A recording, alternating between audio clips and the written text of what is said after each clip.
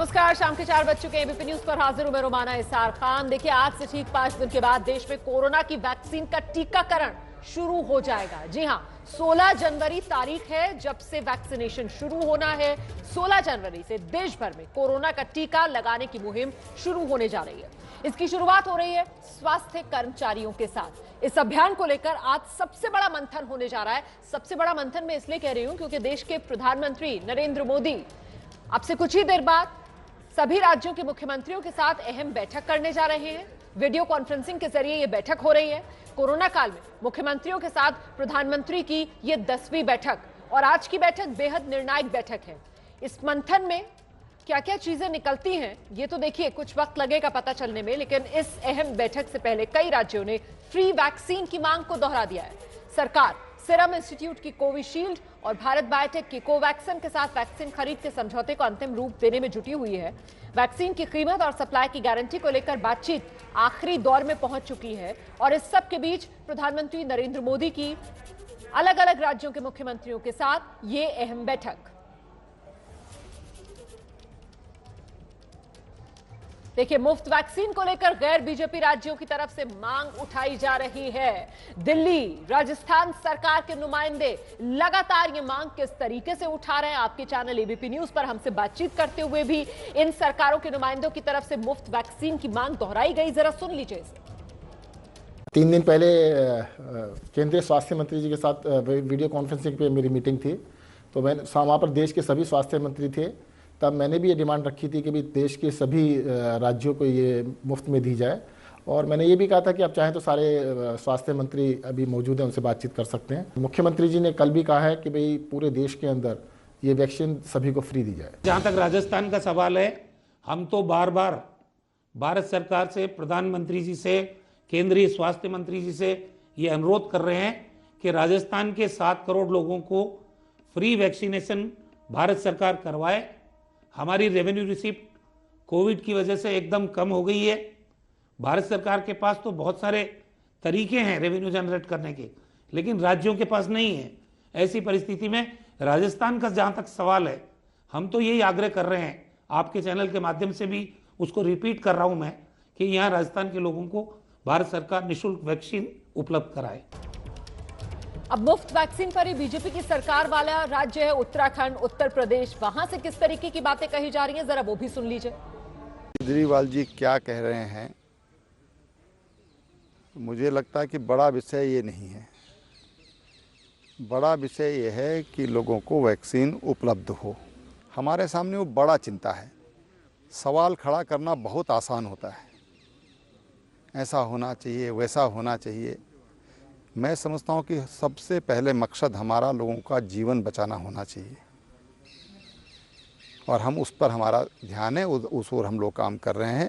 कोई राज्य सरकार अगर अपनी तरफ से कह रही कि हम कोरोना वैक्सीन निःशुल्क देंगे तो हमारा उसमें विरोध नहीं है। देश का गरीब और कमजोर और मजदूर और अभावग्रस्त देश का कोई भी नागरिक माननीय प्रधानमंत्री जी की प्राथमिकता है और जो इस प्रकार की बातें, इस प्रकार की घोषणा करते हैं, वह स्वयं कटघरे में है। कई मामलों में वह कभी अच्छे भाव से देश और प्रदेश की जनता के लिए काम नहीं करने का उनका इतिहास है।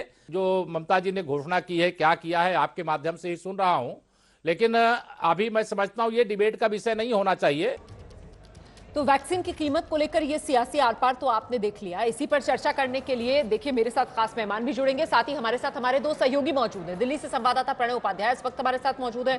पुणे के सीरम इंस्टीट्यूट से संवाददाता अजय दुबे हमारे साथ जुड़ रहे हैं। दिल्ली से बीजेपी प्रवक्ता सैयद जफर इस्लाम साहब इस चर्चा में हमारे साथ शामिल हो रहे हैं। पटना एम्स के कम्युनिटी मेडिसिन के डॉक्टर संजय रॉय साहब इस चर्चा में हमारे साथ शिरकत कर रहे हैं। सबसे पहले प्रणय का रुख करेंगे और जानते हैं प्रणय उपाध्याय से कि आज की जो बैठक है उसमें मंथन फ्री वैक्सीन दी जाएगी या नहीं दी जाएगी, इसी को लेकर बड़े तौर पर किया जाएगा क्या? ये मांग राज्य सरकारों की तरफ से, मुख्यमंत्रियों की तरफ से प्रधानमंत्री के सामने रखी जानी है क्या? निश्चित रूप से रोमाना बहुत सारे सवाल हैं जिनका जवाब इस बैठक से निकल कर आना है, जिसकी अध्यक्षता प्रधानमंत्री कर रहे हैं, जिसके अंदर राज्यों के मुख्यमंत्री शरीक हो रहे हैं। इससे पहले प्रधानमंत्री ने शनिवार को स्टॉक टेकिंग की थी, यानी वैक्सीनेशन प्रोग्राम को लेकर तीनों ड्राई रन के बाद इस समय क्या स्थिति है।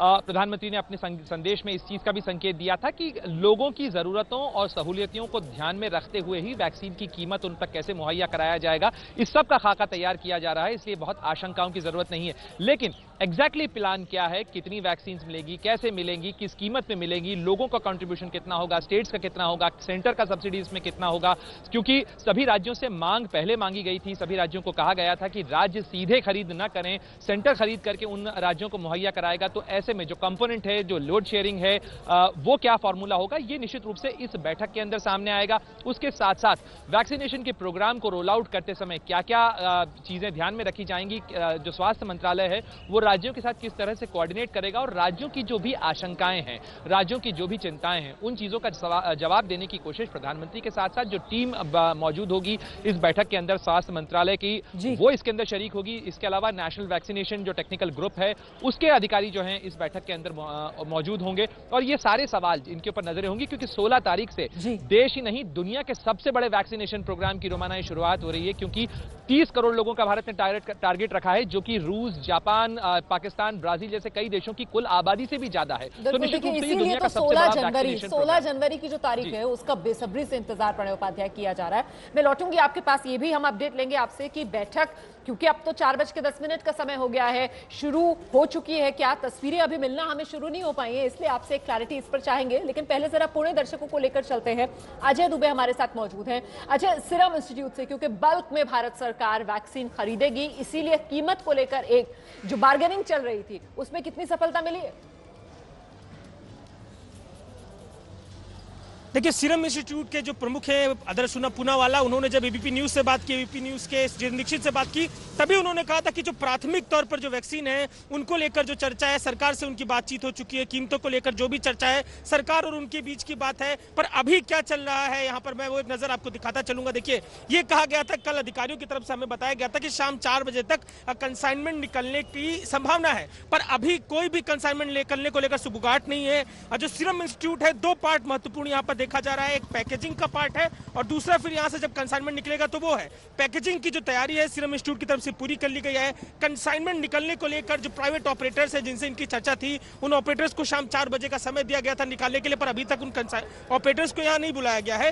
तो ये जो प्रक्रिया है थोड़ी और लंबी खिंचती हुई दिखाई दे रही है। तो यहाँ पर जो कंसाइनमेंट है निकला नहीं है। इससे पहले कीमतों को लेकर जो हमने चर्चा की थी, एबीपी न्यूज को पूनावाला ने जो बात कही थी, इस तरीके की पूरी चर्चा थी। अभी जो प्राथमिकता है इस बात की इंतजार का है कि कैसे कंसाइनमेंट यहाँ से निकलेगा।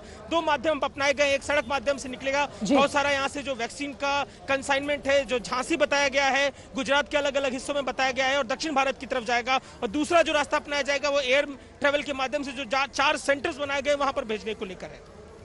मैं लौटूंगी आपके पास। तो कंसाइनमेंट शाम 4 बजे तक बताया जा रहा था निकलेगा, लेकिन अभी वो तस्वीरें तो नहीं मिल पा रही हैं, कंसाइनमेंट निकलना अभी शुरू नहीं हुआ है। लेकिन इस सब के बीच देखिए, 16 जनवरी जिसका बेसब्री से इंतजार, जिस दिन से टीकाकरण शुरू होगा, सियासी तौर पर एक सवाल जो बार बार पूछा जा रहा है वो ये कि क्या भारत सरकार ये टीका देशवासियों को मुफ्त में मुहैया कराएगी? इस पर जवाब लेते हैं सैयद जफर इस्लाम साहब। क्या मुफ्त में टीका भारतवासियों को लगेगा कोरोना का? सरकार ने कोई फैसला लिया है क्या? देखिए रोमाना जी, सरकार ने अगर फैसला लिया होता तो अभी आपको पता चल ही जाता, लेकिन मुख्यमंत्रियों से बात कर रहे हैं आदरणीय प्रधानमंत्री जी।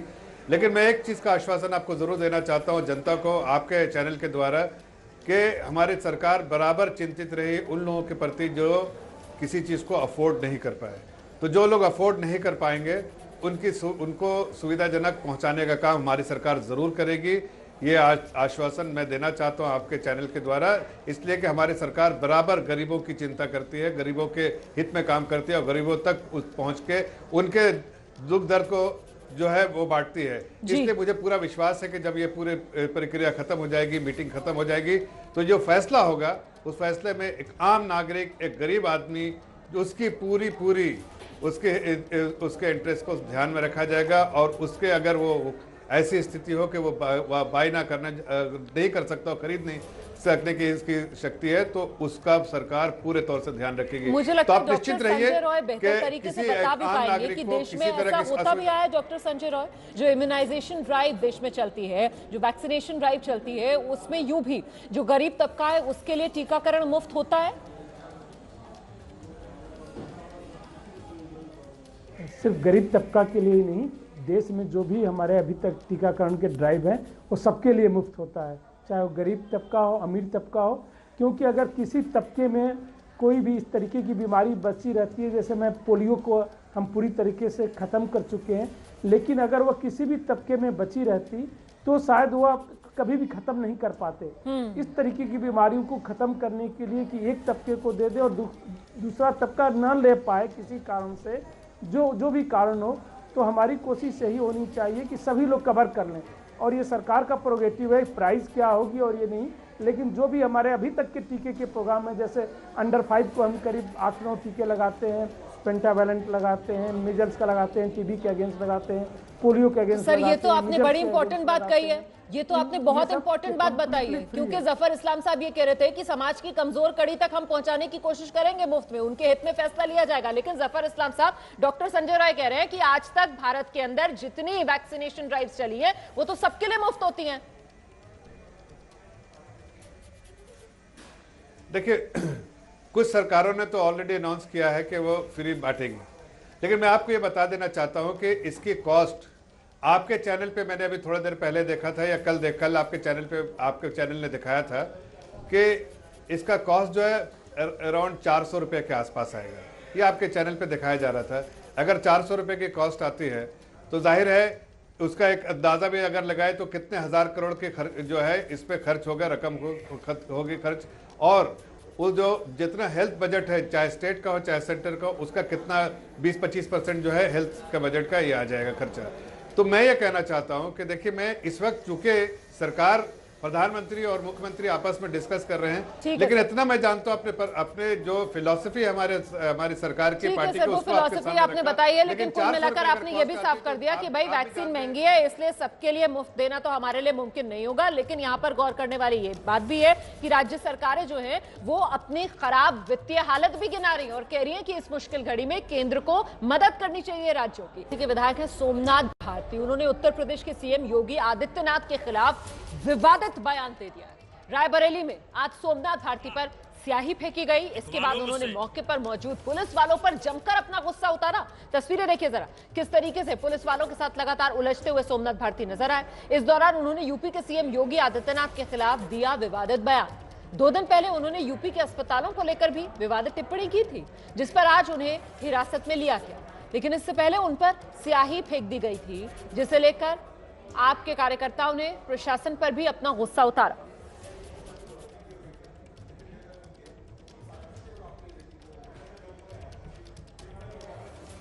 और अब आपको सुनाते हैं कैसे स्याही पड़ने के बाद सोमनाथ भारती ने अपना आपा खो दिया और पुलिस वालों पर सोमनाथ भारती भड़क उठे। अब करने से कुछ नहीं होगा, तुल नहीं बुलाए योगी आप उनको अरेस्ट होना चाहिए, भगाया आप उनको। और मेरी बात समझ लो, योगी को बोल दो ये सब करने से कुछ नहीं होगा। ये सब आप लोगों की मिली भगत है, समझ गए ना आप लोगों ने। आप समझ लीजिए, यही काम करवा रहे हैं आप। मैं आज ऐसे घूमूंगा पूरे रायबरेली में, चाहे फेंकवा लिया, आप तो जाते ऐसे घूमूंगा। तो ये सोमनाथ भारती को आप देख रहे थे। सोमनाथ भारती दिल्ली से आपके विधायक हैं। सोमनाथ भारती उत्तर प्रदेश के दौरे पर हैं। इसी दौरान 2 दिन पहले सोमनाथ भारती ने विवादित बयान दिया। विवादित बयान देने के बाद पुलिस ने आज उन्हें हिरासत में लिया और इस दौरान उन पर स्याही भी फेंकी गई। इसके बाद सोमनाथ भारती ने अपना आपा खो दिया। स्याही पड़ने के बाद आपा खो दिया सोमनाथ भारती ने। सोमनाथ के बिगड़े बोल। और इस पर अरविंद केजरीवाल, दिल्ली के मुख्यमंत्री, उन्होंने ट्वीट भी कर दिया है।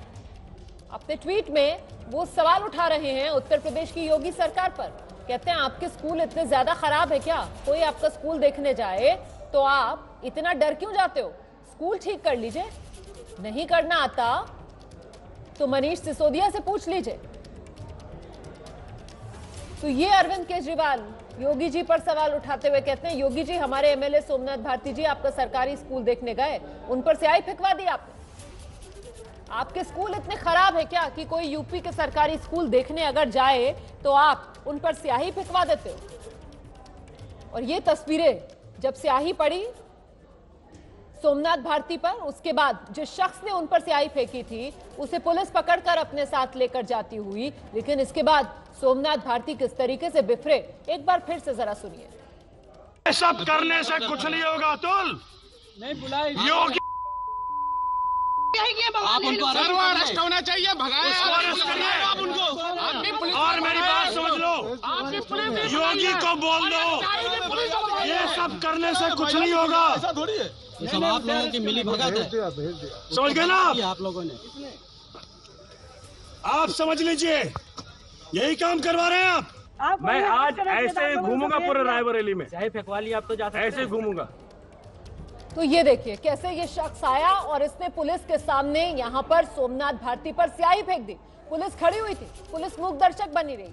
सोमनाथ भारती की तरफ से पुलिस पर भी सवाल उठाया गया। एक तरीके से पूरे पुलिस प्रशासन को कटघरे में खड़ा करते हुए सोमनाथ भारती ये कहते हुए कि ये सब कुछ पुलिस प्रशासन की शय पर हो रहा है। रायबरेली में सोमनाथ भारती पर स्याही फेंकी गई। घटना के बाद पुलिस वालों पर भड़के सोमनाथ भारती। 2 दिन पहले सोमनाथ ने यूपी के अस्पतालों को लेकर विवादित टिप्पणी भी की थी। अस्पतालों पर दिए बयान को लेकर पुलिस ने सोमनाथ को गिरफ्तार किया।